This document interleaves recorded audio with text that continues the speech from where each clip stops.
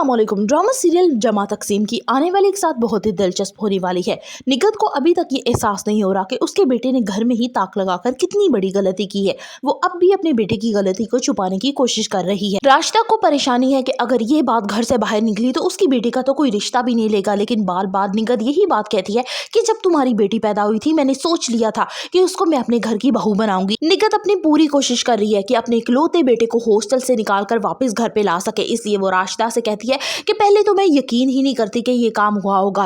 यकीनन सिदरा डर गई होगी और चलो मान भी लिया अगर कुछ ऐसा हुआ भी है तो मैं उसको अपने घर की बहू बनाने को तैयार हूँ, इसलिए तुम परेशान बिल्कुल भी मत हो। लेकिन सिदरा के माँ बाप इनकी दी हुई इस तजवीज़ को फौरन ही रद्द कर देते हैं। अब दूसरी तरफ ज़ीशान के साथ जो कुछ भी हॉस्टल में होता है वो इतना ज़्यादा डर जाता है कि अपनी माँ को वास्ते डालता है कि मुझे किसी तरह से घर बुला लो, हॉस्टल का माहौल अच्छा नहीं है, मुझसे नहीं रहा जाएगा। अब यहाँ पे माँ अपनी ममता के हाथों मजबूर होकर ज़ीशान को कह तो देती है कि ठीक है घर वापस आ जाओ। अब वो जैसे ही ज़ीशान घर पे आता है फौरन वहाँ पे उसके दादा जान और तायाबू वहाँ पे देख लेते हैं। अब वो नहीं बर्दाश्त, यानी सिदरा कबाब ये नहीं बर्दाश्त करता कि ज़ीशान मेरी आंखों के सामने चलता फिरता इस घर में मुझे नजर आए। वो फिर से ज़ीशान को धक्के देकर बाहर निकाल देते हैं। अब यहाँ पे ज़ीशान का बाप है वो भी गुस्से में आ जाता है कि एक तो इतनी बड़ी बात नहीं है, जब हम सारी बात अपने ऊपर डालने को तैयार है तो फिर आप मेरे बेटे को घर क्यों नहीं रख रहे। इन दोनों भाइयों में आपस में लड़ाई हो जाएगी। तभी ज़ीशान का बाप कहेगा कि अब हमारा एक छत के नीचे रहना बहुत ही मुश्किल हो गया है, ज्यादा बेहतर है कि हम अपने